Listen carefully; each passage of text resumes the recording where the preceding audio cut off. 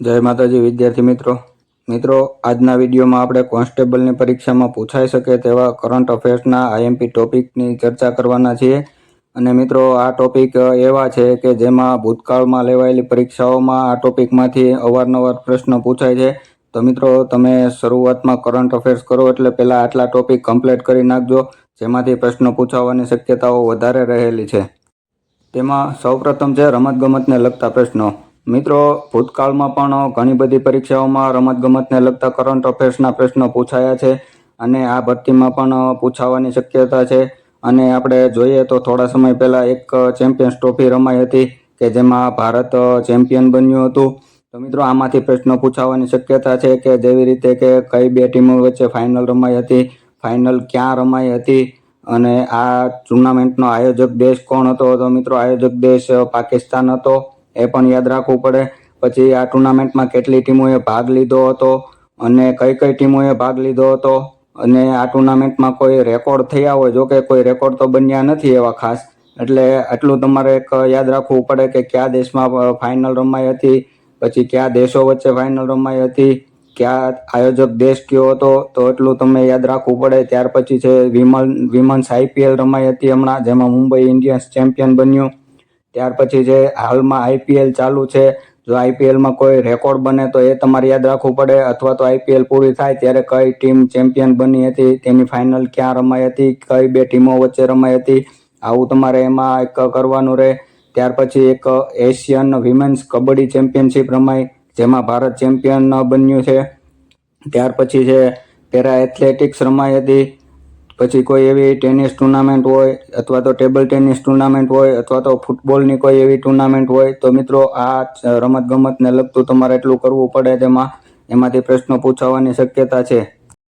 ત્યાર પછી છે તાજેતરમાં અપાયેલ એવોર્ડ. તો મિત્રો આમાં તમારે ગુજરાત લેવલે એક ખાસ ધ્યાન આપવું પડે. ગુજરાતમાં કોઈ વ્યક્તિને કોઈ પણ ક્ષેત્રમાં એવોર્ડ આપવામાં આવ્યો હોય તો એ તમારે જોવું પડે, જેમ કે સાહિત્ય ક્ષેત્રમાં હોય કે રમતગમત ક્ષેત્રમાં હોય, તો આ એક તમારે યાદ રાખવું પડે કે કયા ક્ષેત્રમાં અને કયા વ્યક્તિને એવોર્ડ આપવામાં આવ્યો છે.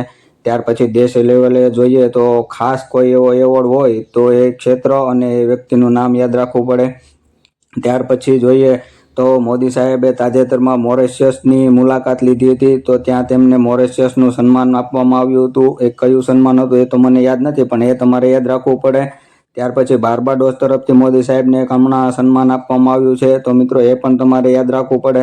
તો આવા એવોર્ડ્સ જે છે ખાસ કરીને ગુજરાત લેવલે એ તમારે વધારે યાદ રાખવા પડે. ત્યાર પછી છે તાજેતરમાં યોજાયેલી ચૂંટણી. તો મિત્રો આમાં હમણાં જ દિલ્હી વિધાનસભાની ચૂંટણી યોજાઈ હતી, તો એના વિશે તમારે જાણકારી હોવી જોઈએ.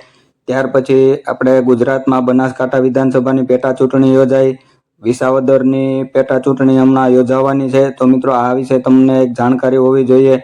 ત્યાર પછી છે રાજ્યમાં તાલુકા, જિલ્લા પંચાયત, ગ્રામ પંચાયતની પણ ચૂંટણી યોજાઈ હતી, તો આના વિશે પણ તમને થોડીક માહિતી હોવી જોઈએ. તો મિત્રો એક ચૂંટણી વિશેનો એક મુદ્દો છે કે જેમાંથી પ્રશ્ન પૂછાઈ શકે છે, તો મિત્રો આ વિશે પણ તમને એક માહિતી હોવી જોઈએ. ત્યાર પછી છે વર્તમાન પદાધિકારીઓ. તો મિત્રો તાજેતરમાં નિમણૂક પામેલા કોઈ પણ રાજ્યના રાજ્યપાલ હોય અથવા તો મુખ્યમંત્રી, જેમ કે દિલ્હીમાં હમણાં મુખ્યમંત્રી ચૂંટાઈને આવ્યા છે. ત્યાર પછી છે દેશના વડાપ્રધાન અને રાષ્ટ્રપતિ, આ તો તમને બધાને ખ્યાલ જ હોય. આ સિવાય છે દેશના કેગ, એટર્ની જનરલ કોણ છે, સુપ્રીમ કોર્ટના મુખ્ય ન્યાયાધીશ કોણ છે અને કેટલામાં છે. આ સિવાય સોલિસિટર જનરલ કોણ છે, મુખ્ય ચૂંટણી કમિશનર કોણ છે અને કેટલામાં છે, આ પણ ખ્યાલ હોવો જોઈએ. અને રાજ્ય લેવલે જોઈએ તો રાજ્યપાલ અને મુખ્યમંત્રીની તો દરેકને ખબર જ હોય, પણ હાઈકોર્ટના મુખ્ય ન્યાયાધીશ કોણ છે અને કેટલામાં છે, પછી રાજ્યના મુખ્ય ચૂંટણી કમિશનર કોણ છે અને કેટલામાં છે, આ પણ ખ્યાલ હોવો જોઈએ. અને અન્ય દેશમાં કોઈ તાજેતરમાં વડાપ્રધાન અથવા તો રાષ્ટ્રપતિ બન્યા હોય, એ તો છેલ્લા 2-3 મહિનાનું તમારે જોવું પડે બીજા દેશનું, તો એ પણ તમારે એક નજર કરવી પડે. પછી વર્લ્ડની કોઈ એવી સંસ્થા હોય કે જેમાં કોઈ નિમણૂક પામેલા અધિકારીઓ હોય, તો એનું નામ પણ તમને ખબર હોવી જોઈએ.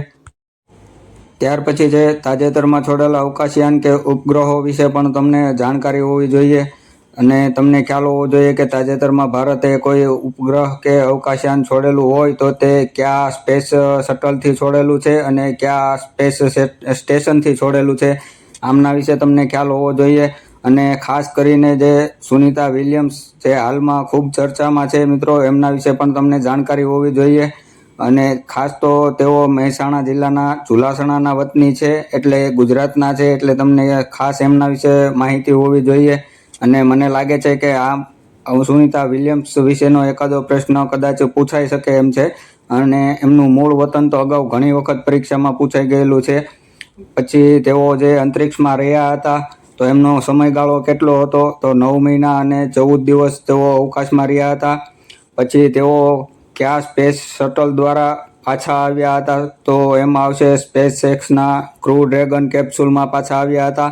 તેઓએ કઈ જગ્યાએ લેન્ડિંગ કર્યું હતું, તો મિત્રો ફ્લોરિડાના દરિયા કિનારે ઉતર્યા હતા. આ સિવાય અવકાશમાં તેઓએ અમુક રેકોર્ડ બનાવ્યા છે મિત્રો, તો એ પણ જોઈ લે. ત્યાર પછી છે ચર્ચામાં રહેલ વ્યક્તિ, સંસ્થા અને દેશ.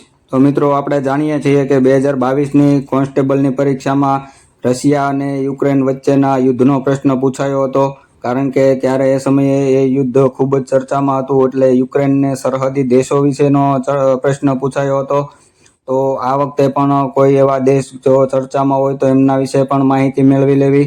આ સિવાય કોઈ એવા ખાસ વ્યક્તિ હોય કે જે ખૂબ જ ચર્ચામાં હોય, કોઈ એવી સંસ્થા હોય, ગુજરાત કે ભારત કે વિશ્વની કોઈ પણ સંસ્થા હોય કે જે ખૂબ ચર્ચામાં હોય મિત્રો, તો એમના વિશે પણ માહિતી મેળવી લેવી. ત્યાર પછી છે તાજેતરમાં ઉજવાયેલા દિવસો અને તેની થીમ. જેમ કે મિત્રો માર્ચ મહિનામાં ઘણા બધા દિવસો ઉજવાયા છે, જેમાં જળ દિવસ હોય, ચકલી દિવસ હોય, વન દિવસ હોય, શહીદ દિવસ હોય. તો આ દિવસો કઈ તારીખે ઉજવાયા અને તેની થીમ શું હતી એ પણ યાદ રાખવું મિત્રો. અને આ મિત્રો ખાલી માર્ચ મહિનાનું નહીં, પણ તમારે જાન્યુઆરીથી તમારી એક્ઝામ જે આવે ત્યાં સુધીના મહત્વના દિવસો અને તેમની થીમ યાદ રાખવી.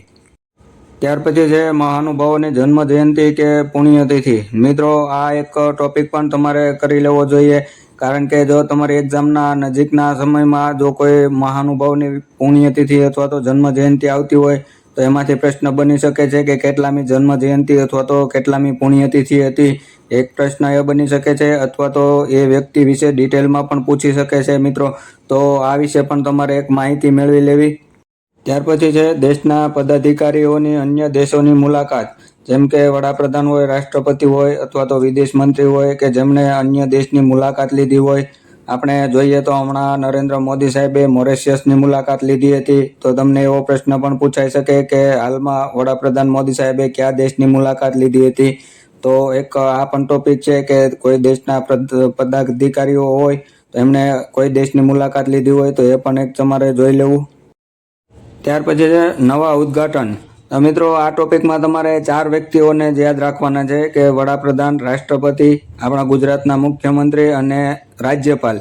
આ 4માંથી જો કોઈ વ્યક્તિએ કાંઈ એવું ઉદ્ઘાટન કર્યું હોય તો મિત્રો આ ટોપિકમાં તમારે એક માહિતી મેળવી લેવી.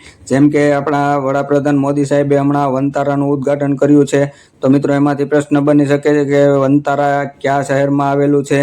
તો આવી રીતે જો કોઈ આપણા રાજ્યપાલ અથવા તો મુખ્યમંત્રીએ પણ જો કાંઈ ઉદ્ઘાટન કરેલું હોય તો એ પણ એક જોઈ લેવું. ત્યાર પછી છે ભૂગોળને લગતું કરંટ અફેર્સ. તો મિત્રો આ ટોપિક તમને સિલેબસમાં પણ આપેલો છે કે ભૂગોળને લગતું કરંટ અફેર્સ કરવું. તો એમાં મિત્રો જોઈએ તો કોઈ નવી રામસર સાઇટ બની હોય અથવા તો કોઈ રામસર સાઇટ ચર્ચામાં હોય, કોઈ નવું વેટલેન્ડ બનાવવામાં આવ્યું હોય અથવા તો તે ચર્ચામાં હોય, પછી ભારત કે ગુજરાતમાં કોઈ અભયારણ્ય કે રાષ્ટ્રીય ઉદ્યાન બન્યું હોય અથવા ચર્ચામાં હોય તો એમની માહિતી મેળવી લેવી. ત્યાર પછી કોઈ જંગલને લગતો રિપોર્ટ આવ્યો હોય તો એ પણ માહિતી મેળવી લેવી. પછી હમણાં નજીકના સમયમાં સિંહની વસ્તી ગણતરી થવાની છે મિત્રો. એ તમારી એક્ઝામ આવશે તે પહેલાં પૂરી થઈ જશે, એટલે એમના પણ આંકડા મેળવી લેવા. ત્યાર પછી છે તાજેતરમાં ઉજવાયેલા મેળા અને તહેવાર. તો તેમાં મિત્રો કયો મેળો ક્યાં ઉજવાયો, ક્યારે ઉજવાયો, તેની વિશેષતા શું છે વગેરે માહિતી મેળવી લેવી. હમણાં આપણે જોઈએ તો ડાંગ દરબાર યોજાયો હતો. ત્યારબાદ ગોળ ગધેડાનો મેળો પણ યોજાયો હતો. તો આવા મેળા જે છે એની વિશેષતા અને ક્યાં ઉજવવામાં આવે છે એ જાણકારી લઈ લેવી. ત્યાર પછી તહેવારોની વાત કરીએ મિત્રો, તો તહેવારોમાં અમુક ગુજરાતી મહિનાને લગતા પ્રશ્નો પૂછાવાની શક્યતા છે. જેમ કે શિવરાત્રી કયા દિવસે ઉજવવામાં આવે છે, રામનવમી કયા દિવસે ઉજવવામાં આવે છે. તો મિત્રો આવા તહેવારોના દિવસો તમને યાદ હોવા જોઈએ. તો આ વિશે પણ થોડીક જાણકારી મેળવી લેવી. મિત્રો, આ વિડીયો જો તમને પસંદ આવ્યો હોય તો લાઈક કરી દેજો, તમારા મિત્રો સુધી શેર કરજો અને અમારી ચેનલને સબસ્ક્રાઈબ કરજો, જેથી આવનારી તમામ ભરતીની માહિતી તમારા સુધી પહોંચી શકે. જય માતાજી.